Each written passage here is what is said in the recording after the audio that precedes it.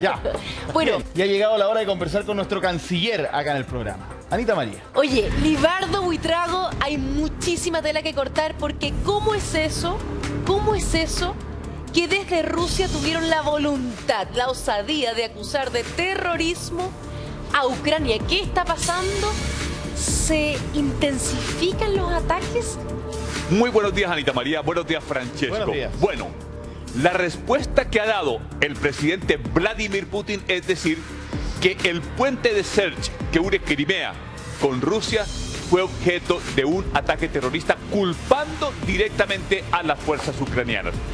Y ha comenzado una serie de ofensivas que hasta el momento llevan más de 100 misiles disparados y drones sobre las 10 principales ciudades de Ucrania, como aquí lo habíamos anticipado. Habíamos dicho, hay que tener en consideración que la respuesta y la reacción de Putin va a ser con todo. De hecho, a esta hora, varias de las principales ciudades ucranianas están sin luz, producto de otra caída de misiles a la infraestructura crítica energética de Ucrania. Es decir, se devolvió con todo. Mira. Por eso necesitaba Leonardo, llegar con toda esta fuerza. Esta ciudad que estamos viendo acá, estas imágenes, corresponden a Dnipro. Dnipro, oigan bien con esto, Dnipro es una de las ciudades que puede aparecer en el objetivo para recibir una bomba táctica. Miremos este video. Mira, te puedo hacer un comentario porque Sí. bien impactante. Va a empezar de nuevo ahora el video para quienes nos están viendo en pantalla. A mí me llama profundamente la atención. Primero, primera explosión. Una. Fíjense ustedes que viene un auto por allá, justo donde ocurre esa explosión, alejándose lo más rápido Viene posible cerca, claro. y ¡pum! No te lo puedo creer. O sea, mira de lo que se salvó ese auto. Estaba pasando justo ahí unos segundos antes, y eso provoca que los demás quieran devolverse o escapar. Pero pasó justo. ¡Qué increíble! Pregunta. ¿Ustedes ven ahí un batallón militar? Nada, yo no veo nada. ¿Ustedes ven una instalación militar ahí? Algo completamente residencial, veo yo. Sí, muy cerca del edificio a la derecha es el consulado de Alemania en Dnipro, consulado alemán. Entonces, ¿no será acaso que estos misiles que hoy están golpeando Dnipro, esta es una ciudad que está en la mitad, en el ombligo de Ucrania, pero que cerca estaba el consulado de Alemania? ¿Y es una ¿Será que es un ciudad? mensaje para el canciller alemán, Pero Schulz? tú no puedes atacar un consulado en una guerra porque es territorio del otro país. Pues no podría. Podría ser un acto de guerra eso. No podría. Entonces, aquí lo que estamos observando es que la fuerza de los ataques de Vladimir Putin demuestran una cosa: el enojo que tiene. Está molesto, está fastidiado. Y aquí hay una respuesta a tres cosas. Primero, responder con más de 100 misiles, muchos de ellos, Ana María y Francesco, enviados desde el mar Caspio, otros desde el mar Negro, otros con aviones y otros con drones, refleja que le ha dolido que le hayan atacado ese puente que él construyó para unir Crimea y para unir Rusia. Primero. Segundo, que la contraofensiva ucraniana sí estaba avanzando y entonces aprovecha esto para intentar detener esa contraofensiva.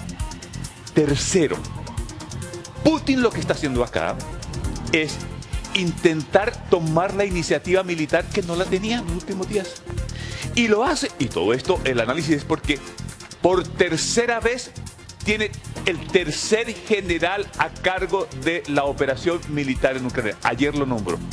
O sea, ha cambiado el líder. 3 veces, al comandante. Entonces, cuando tú vas tan bien, necesitas cambiar al comandante de las Claro tropas. que no cambia al técnico si le está yendo bien. Bueno, pero a propósito de los líderes, de los militares, dicen los rumores que Putin está muy hermético, incluso está tomando decisiones por su propia cuenta sin consultarle a los demás generales del ejército, ponte tú.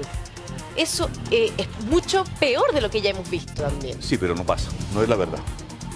Por lo siguiente, no puede un presidente, por importante que sea, nombrar un general sin que a lo mejor lo consulte a su jefe.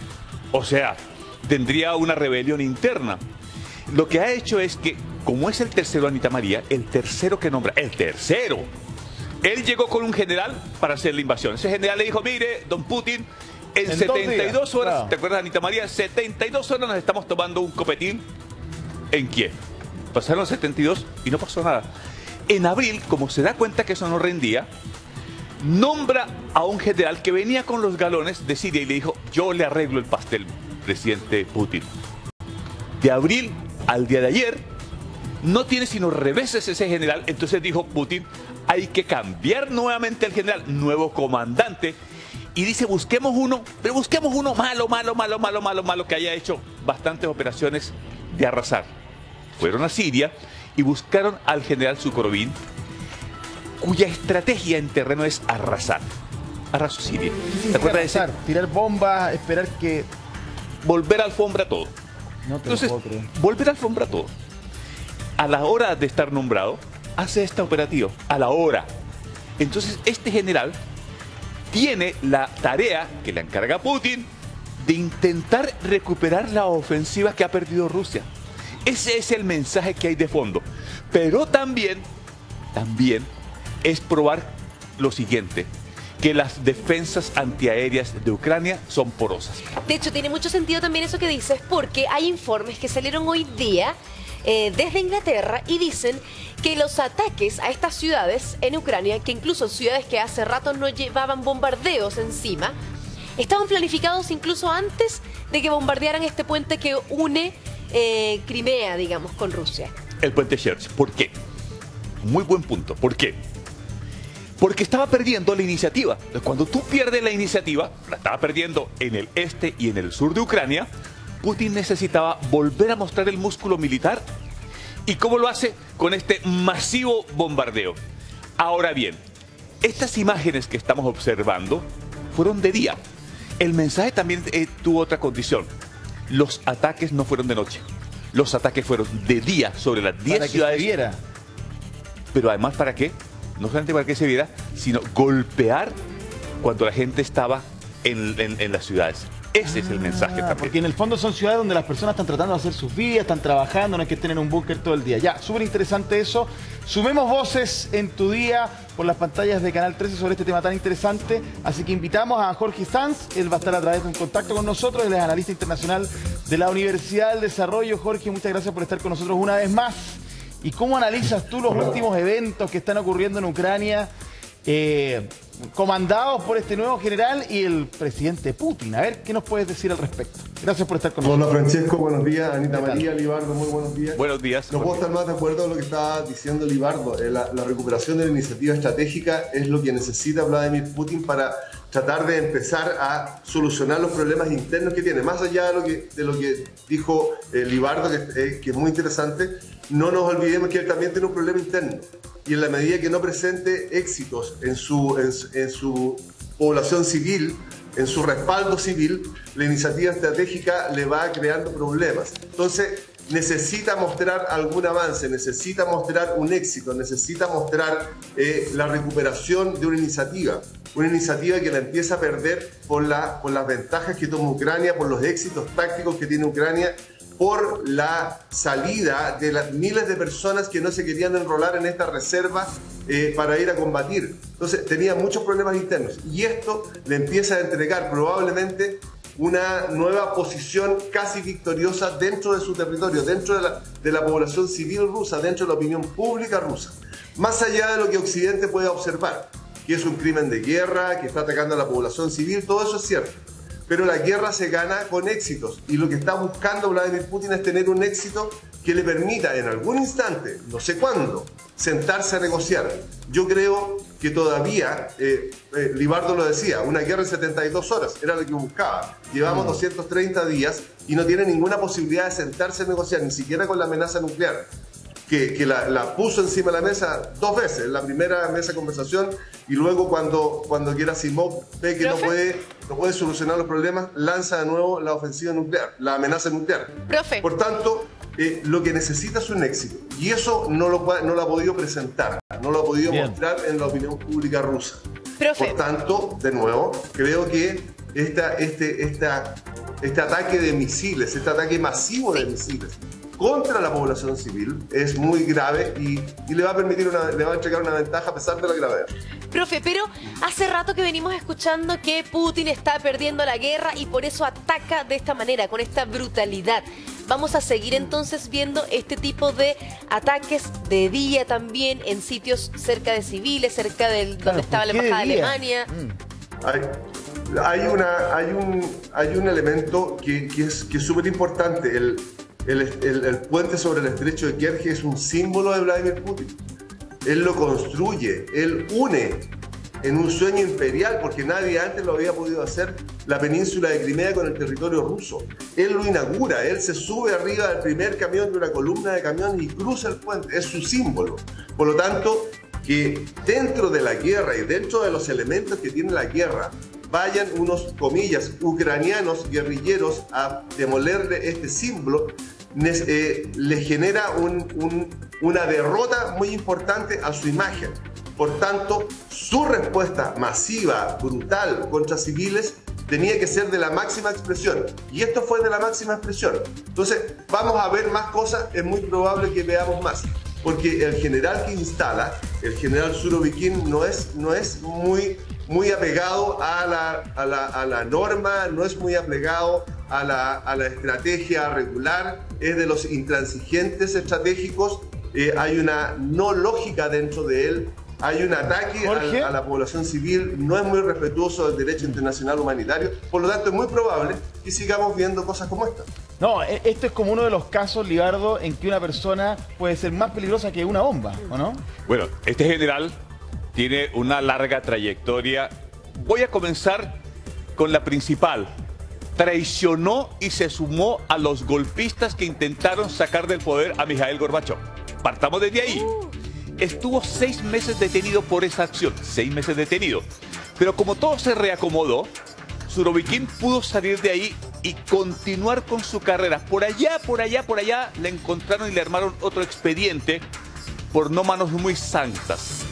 Fue haciendo la carrera, fue ascendiendo, tenía un padrino ¿Manos muy santas, poderoso. dices tú, corrupción? Pero tiene un padrino muy importante que lo impulsó.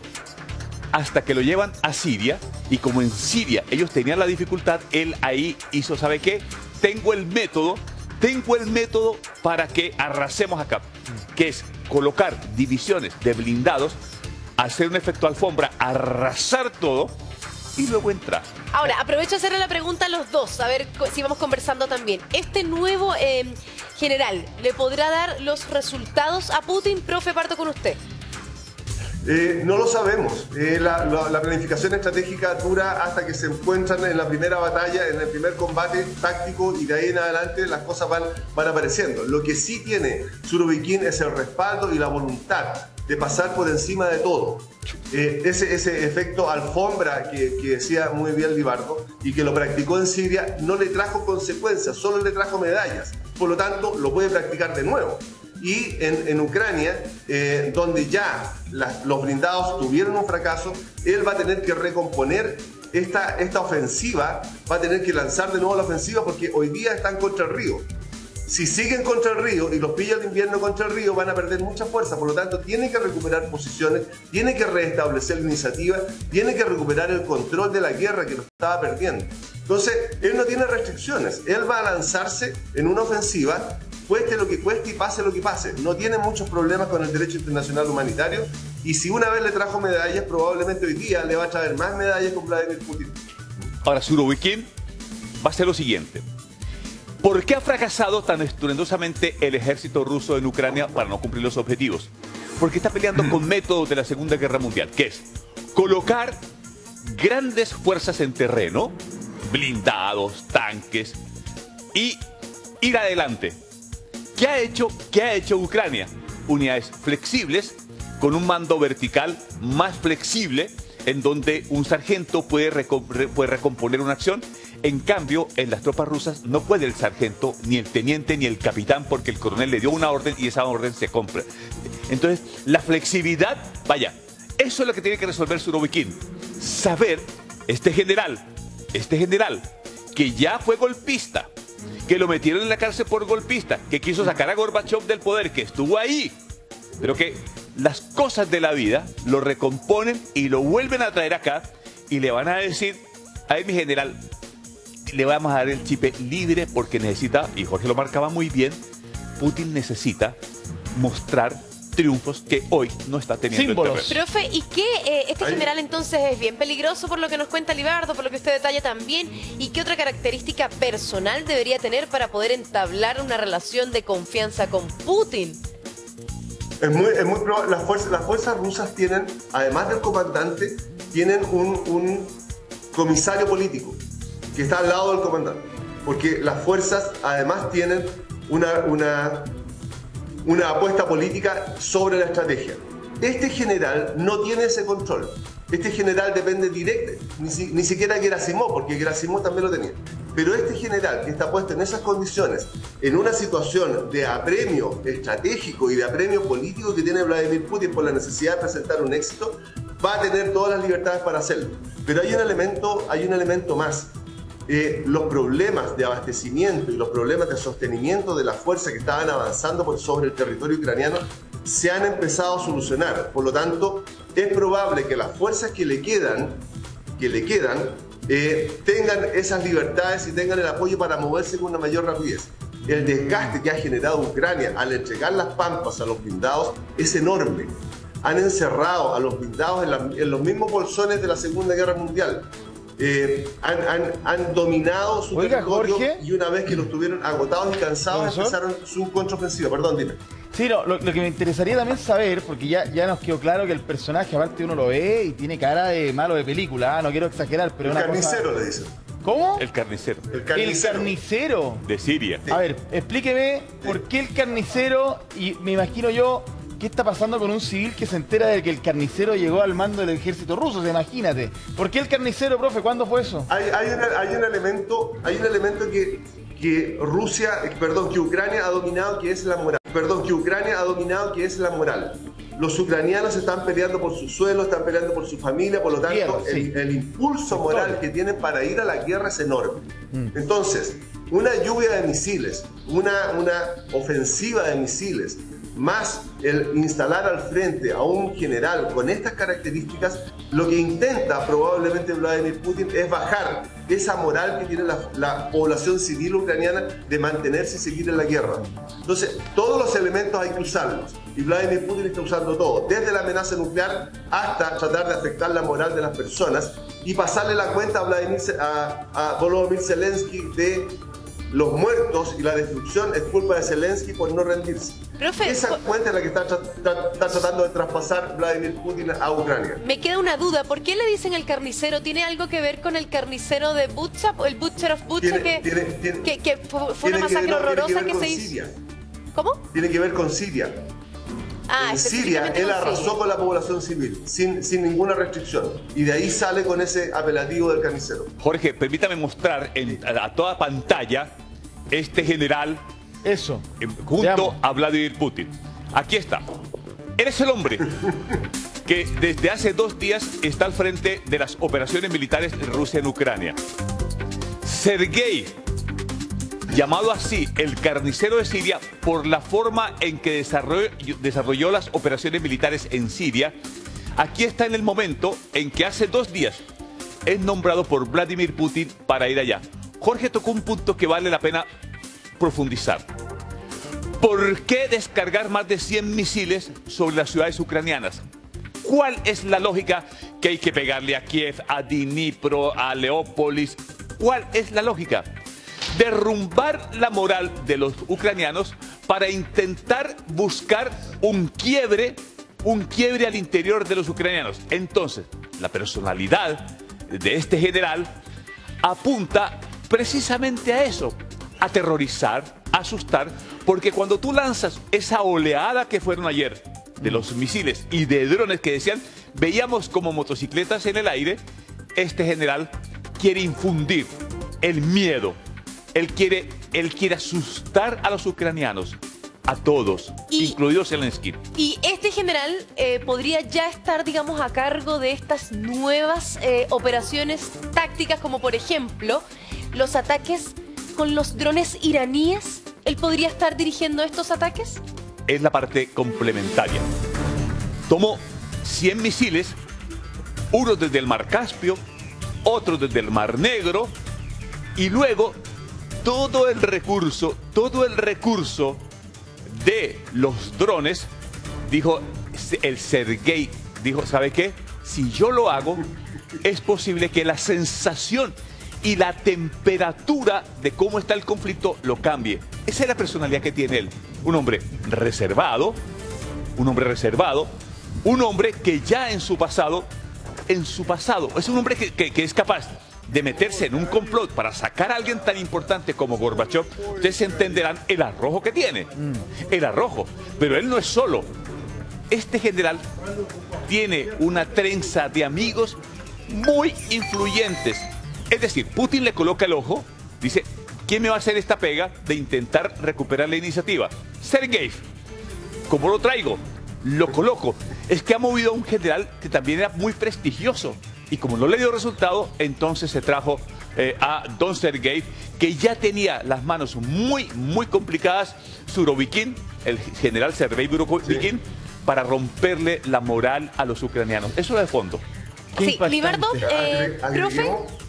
Agreguemos un punto a lo que estaba diciendo Libardo. La operación política que significa llevar a Surovikin al mando de eso también implica, por otra parte, instalar a Lukashenko haciendo algunas declaraciones que son bastante amenazantes en una zona que todavía estaba tranquila, ¿no es cierto?, en la frontera con Bielorrusia al norte, pero Lukashenko ya está haciendo algunas declaraciones de que está preparando unidades mixtas, de que los países del Báltico y Polonia quieren entrar a la guerra, por lo tanto él va a estar preparado para la guerra, y también hay una amenaza ahí arriba. Entonces, Ucrania se empieza a sentir un poco rodeada, ¿cierto?, invadida en términos políticos, no físicos, porque ya está invadida físicamente, invadida por estas nuevas amenazas, que son este general con sus características, esta lluvia de misiles que muestran la voluntad de Vladimir Putin y del general de instalarse en el escenario y recuperar la iniciativa estratégica, y además Lukashenko, que está haciendo algunas declaraciones que son también bastante amenazantes.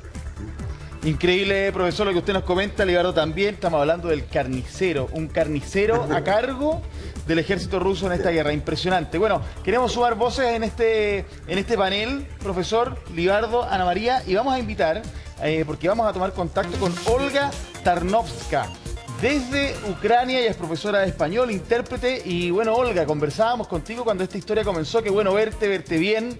La verdad que ha sido un largo periodo y tú sigues ahí luchando. ¿Dónde te encuentras? Partamos por ahí. ¿Y cuáles son tus primeras impresiones? ¿En qué estado están ustedes en este minuto a propósito de lo que hemos visto estos últimos días, que es terrible? ¿Cómo estás? Buenos días en Chile y buenas tardes ya aquí en Ucrania. Pues hoy es el día 11, seguimos el segundo día de los bombardeos. No es tan intenso como el de ayer. Hoy solamente nos ha dado más de una veintena de cohetes de misiles del Mar Caspio. Por eso la mayor parte de Ucrania estaba en alerta durante 5 horas. Y por supuesto el moral ucraniano está como siempre muy alta, porque es el segundo carnicero que afrontamos ya como comandante de las fuerzas rusas. El primero era el carnicero de Alepo, un tal Gornikov, al que nos lo pusieron muy terrible y muy monstruoso, pero no ha podido hacer nada contra el pueblo ucraniano ni contra su ejército. Así que ni Surovikin ni cualquier otro carnicero que nos pongan nos da miedo. Tampoco nos da miedo Putin, porque Ucrania está acostumbrada ya a esta guerra. Llevamos ya 230 días y si hace falta lucharemos más.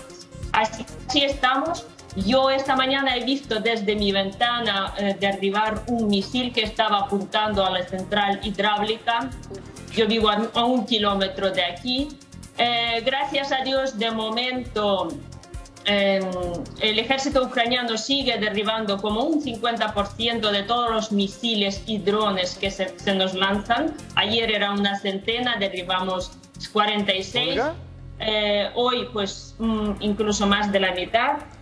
Rusia ha gastado en este ataque de 400 a 700 millones de dólares, cogiendo todo el valor de los misiles, y ha conseguido destruir algo de la infraestructura civil.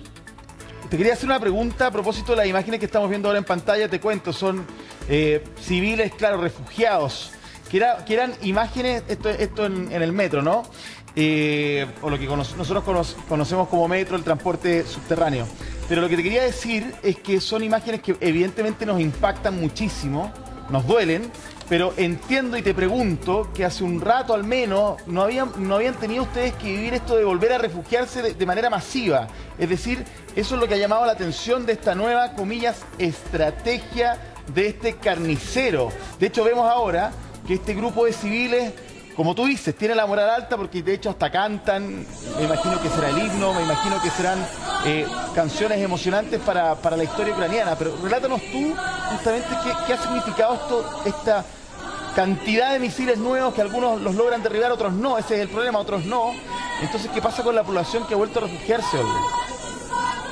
La población ya está acostumbrada a esto, es una parte de nuestra vida. ¿Sabes? Si no es bombardeada Kiev desde junio, hay otras ciudades que siguen siendo bombardeadas día y noche, como Odessa, Mykolaiv, como Zaporizhia. Entonces, una noche en Zaporizhia, en realidad, ha cobrado más muertes que en todo el territorio de Ucrania ayer. Entonces, eso es lo que yo quiero que se entienda, que esa guerra no ha parado, esa guerra sigue. Y el pueblo, pues, baja Ay, ¿Olga? Perdimos un poquito la señal.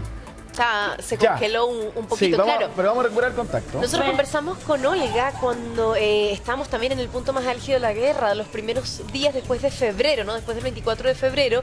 Y ella, claro, nos comentaba cómo estaban resistiendo los ucranianos, cómo se refugiaban. Fue muy clave ella para nosotros para entender cómo lo estaban haciendo a distancia, ¿no? Y explicarnos con su perfecto español lo que estaban viviendo. Sí. Pero claro, son 230 días ya de guerra y no pensamos ver estas imágenes de nuevo. Escuchemos que se repitieran, ¿no? Claro, escuchemos un poquito el ambiente. Este es el himno nacional.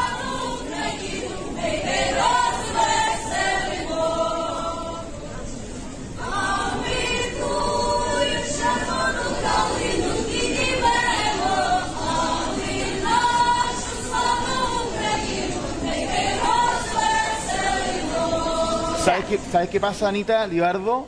Con respecto a lo que decía Olga al final, es verdad que la guerra no ha pasado, es verdad que hay ciudades que siguen siendo bombardeadas, pero es verdad también que habían otras, como justamente las imágenes que estamos viendo, que hace un rato ya las personas al menos estaban tratando de hacer una vida, no digo normal, pero salir a trabajar, apoyar desde el punto de vista económico también al país. Los niños quizás a estudiar. Entonces, volver al búnker, volver a cantar entre todos, el miedo, que todo vuelva, que se repita, que no termine nunca. Yo me imagino que la cosa, la angustia. Hay niños, hay familias, hay mujeres, o sea, están todos allí abajo en el metro. ¿Por qué cantar? ¿Por qué cantar? Eso que escuchamos en el fondo, esas imágenes que ustedes están viendo, son imágenes que se repiten de vuelta constantemente en Ucrania. Cuando tú cantas, Olga, cuando tú cantas, cuando estás refugiado, cuando has logrado llegar, en este caso, a las profundidades del metro de Kiev y otras ciudades, lo que estás diciendo es la resistencia. Aquí estamos. El canto nos une. El papá, la mamá, el niño, que vuelven a sentir la intensidad de la guerra de vuelta, de vuelta, de vuelta ellos la vuelven a sentir. Y uno dice, yo miro estas imágenes y digo, ¿y los líderes políticos del mundo y los líderes morales, les llegará esto? Olga, y además estas imágenes tan conmovedoras, tan emocionantes también, pero ¿cómo están ustedes, cómo estás tú, cuando además de ver esto, vas también haciendo como un resumen o vas haciendo todo un repaso de lo que ha salido últimamente? Las fosas, los civiles, los niños, los veteranos que han vuelto a sus casas mutilados. ¿Cómo están ustedes anímicamente, pese a que ya sabemos que están resistiendo aún? ¿Cómo estás tú? Mire, yo además yo trabajo como intérprete y ayudo a muchos periodistas que vienen aquí a hacer reportajes. Entonces yo no solamente estoy en mi casa, yo voy a las fosas comunes, hablo con la gente, entonces es muy doloroso. El sufrimiento del pueblo ucraniano no lo puedo ni transmitir. O sea, estamos hasta aquí. Ya tenemos como se dice, ya se nos quemaron todas las emociones, pero claro, tanto el miedo, ¿vale?, como ya el dolor. O sea, ya nos hemos insensibilizado de muchas formas. Entonces, para nosotros vivimos para vencer, vivimos para ganar esa guerra. Y entonces sentimos una gran unión unos entre otros. Y yo quiero que estas imágenes, quien canta sus males espanta, ¿no? Entonces, no solamente espantamos los males, es una forma de mostrar que aquí no se rinden, ¿eh? Si Putin nos pone a Surovikin, pues un general más, un cualquiera más, para nosotros no es nada. Entonces, Ucrania, incluso con los ataques y las amenazas nucleares que estamos sufriendo todos los días, ellos lo repiten. Vosotros que no leéis ruso, y yo leo ruso, yo escucho su televisión, y las amenazas es que no paran de amenazar. Entonces ya nos hemos cansado y no le hacemos caso. Oye, y Olga, fracaso.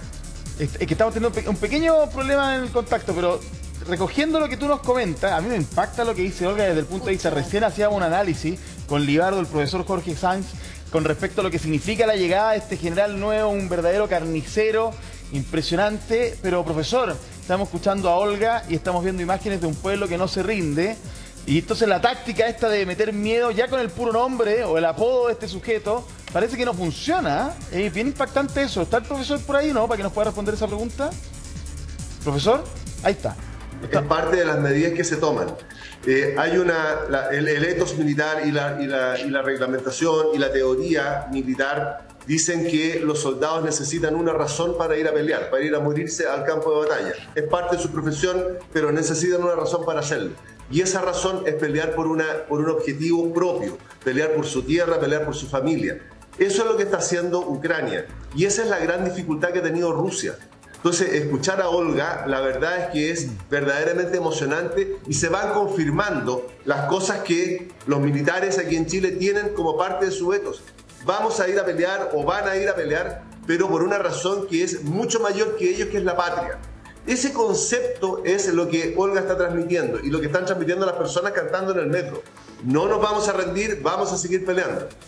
La dificultad que tiene Rusia es que ellos saben que los ucranianos son parte de su familia, son sus amigos, son uno solo en el origen, y que la guerra es de un solo señor, que es Vladimir Putin, un objetivo político, un mesianismo, y no tiene esa voluntad el pueblo ruso de ir a pelear. Se demuestra en este llamado a 300.000 reservistas y la gente arrancaba por las fronteras. Entonces, hay un elemento más allá del poder, que el poder es objetivo, pero más allá del poder hay un elemento moral que lleva al pueblo ucraniano a resistir a una potencia como Rusia durante 300 días, lo que no es menor. Y siguen cayendo las bombas y siguen cayendo los misiles, y Olga nos dice, vamos a seguir peleando. Esa dificultad es la que tiene Rusia, y da lo mismo quien esté mandando al frente. Mira, fíjate que en este análisis, cuando uno dice, miremos a Zelensky hoy, también veamos, porque estamos viendo lo que hace Putin, lo que hace con su general, lo que está haciendo en las últimas horas. Pero miremos también Zelensky. ¿Qué ha dicho Zelensky? El presidente ucraniano. El presidente Volodymyr Zelensky, el presidente de Ucrania, primero, llamó por teléfono a todo mundo. Segundo, activó rápidamente con los primeros misiles, activó un punto de comunicación desde las calles de Kiev. O sea, un presidente en las calles. Eso es muy importante desde el punto de vista de la construcción de la moral. Y tercero, dijo la frase más importante en el último tiempo. Nuestra respuesta es el campo de batalla. Entonces, por una parte, le caen misiles arriba a algunos. Hay una intercepción importante también de otros. Mira la imagen que estaba viendo en pantalla. Pero, es la que pero Zelensky le dice a su pueblo, y esto es un punto fundamental, Zelensky está conectado con su pueblo, cosa que Putin no lo está. Y esa es la gran diferencia de la motivación, de la moral que Jorge mencionaba respecto a la guerra. Claro. Olga, ¿tú te sientes también así identificada en este sentido, acompañada con el presidente? Zelensky es uno más, ¿vale? No, el pueblo ucraniano le da fuerzas a Zelensky, no es al revés. Yo quiero que lo entendáis muy bien. Zelensky está ahí comunicando porque él sabe que el pueblo está luchando.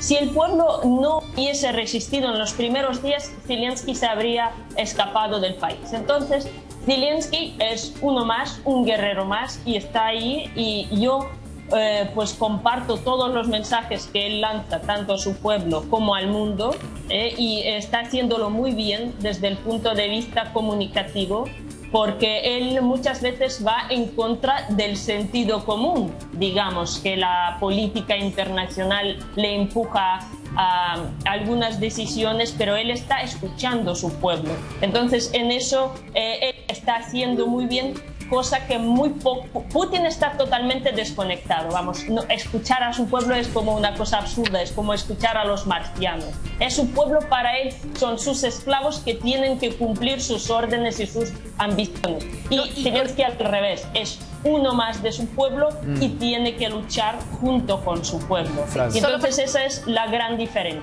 Y solo para darle el pase a Francesco, Olga, me quedo con tus palabras que decías, nosotros vivimos escuchando las amenazas nucleares, Francesco. No, impresionante. Y por lo mismo, mira, Olga, que está desde Ucrania, y te queremos agradecer de nuevo este contacto porque nos da una luz de lo que realmente está pasando en terreno, esta relación con el presidente ucraniano muy interesante. Pero miren, en estudio que desplegamos un titular que llama poderosamente la atención, lo analizábamos hace algunos días, Libardo. Biden dice que el riesgo de Armagedón nuclear es el más alto en décadas por amenazas de Rusia. Ojo, que Armagedón es una palabra que uno conoce popularmente por una película archifamosa en la que el mundo se une para detener un asteroide, ok. Pero Armagedón viene de la Biblia, del Apocalipsis. Que es la destrucción total. ¿Quién lo dice, cómo lo dice y para qué lo dice? Lo dice el hombre más informado a nivel mundial, Joe Biden. ¿Para qué lo dice? Para llamar la atención de una probabilidad que él no descarta. ¿Y cómo lo dice? Es en el sentido, tomemos atención que esto puede ocurrir. Entonces, esas tres cosas. Pero Olga decía una cosa que me parece fundamental. A ellos todos los días les está diciendo, oiga, la bomba nuclear les va a caer. La cosa nuclear les va a caer, el Armagedón le va a caer en la cabeza. ¿A usted sabe para qué? Eso se llama en defensa la guerra psicológica, que es fundamental. La guerra de la información una, la guerra psicológica la otra, que es intentar arrebatarle el motor de una sociedad que es la moral cuando está en una guerra. De eso se trata. Entonces, el Armagedón es que el mundo se está acercando a un precipicio, y yo tengo identificada, y más adelante le voy a mostrar las 5 ciudades que tiene Rusia marcada como las ciudades en donde puede dejar caer una bomba táctica. Más adelante la voy a mostrar. Jorge Sanz, ¿cómo ve usted este titular, esta idea de Biden de mencionar el Armagedón? ¿Estamos realmente cerca de algo así? ¿Más cerca ahora con estos misiles? Yo estoy absolutamente de acuerdo con lo que dice Libardo.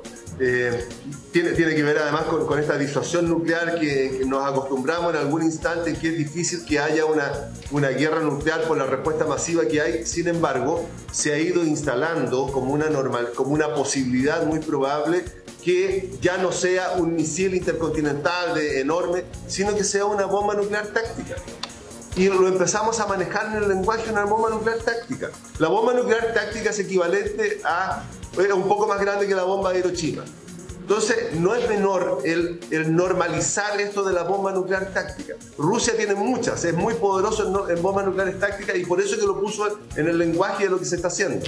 Ahora, desde mi perspectiva, para mí todavía es muy difícil que tengamos un ataque nuclear, porque la respuesta masiva que va a tener Rusia, que ya la amenazó el presidente Biden y que algo dijo OTAN, va a ser muy grande. Entonces es una pérdida por todas partes. Y además que el ataque nuclear que podría hacer Rusia está al lado de su territorio. Entonces es muy difícil porque van a ser también afectados. Hay un juego psicológico sobre la población ucraniana para bajarle esa moral inquebrantable que tienen. Creo que va más por ahí. Y que estos mapas, como el que tiene Libardo respecto a las ciudades seleccionadas por un ataque nuclear, tienen que ver, como él muy bien lo decía, con esta posibilidad de bajar la potencia moral que tiene el pueblo ucraniano para enfrentar esta guerra. Mira, qué impresionante lo que nos dice el profesor. Olga, bueno, te preguntamos ahora a ti, este titular que leíamos recién del presidente, ni más ni menos que de Estados Unidos, la palabra Armagedón. Bueno, ¿qué les pasa a ustedes con eso, a ti en particularmente? A mí particularmente, yo viví el accidente de Chernóbil. Hay dos países del mundo que han vivido ya una catástrofe nuclear. Entonces, uno es Japón y otro es Ucrania. Ojo. Entonces, ya vivimos aquí un accidente que es mucho mayor que cualquier bomba táctica que nos puede caer en cualquier sitio. Entonces, Putin está amenazando a un pueblo que ha vivido un accidente nuclear tal vez mayor del mundo, ¿no? Por la fuerza, porque en Hiroshima vive la gente, en Chernóbil no vive nadie. Entonces, nos está intentando, como se dice, bajar la moral. Con esto, pues se ha equivocado del pueblo. Pero con el mundo puede funcionar. Con los países europeos puede funcionar, ¿vale? Pero con el pueblo ucraniano hay muy pocas veces, pocas cosas que nos pueda ofrecer Putin para que nos asustemos. Mucho más nos duele el masacre de Bucha, mucho más, porque ha sido torturas, ha sido sufrimiento humano. Entonces, que él nos prometa, el antiguo presidente Dmitry Medvedev ya nos ha propuesto apocalipsis.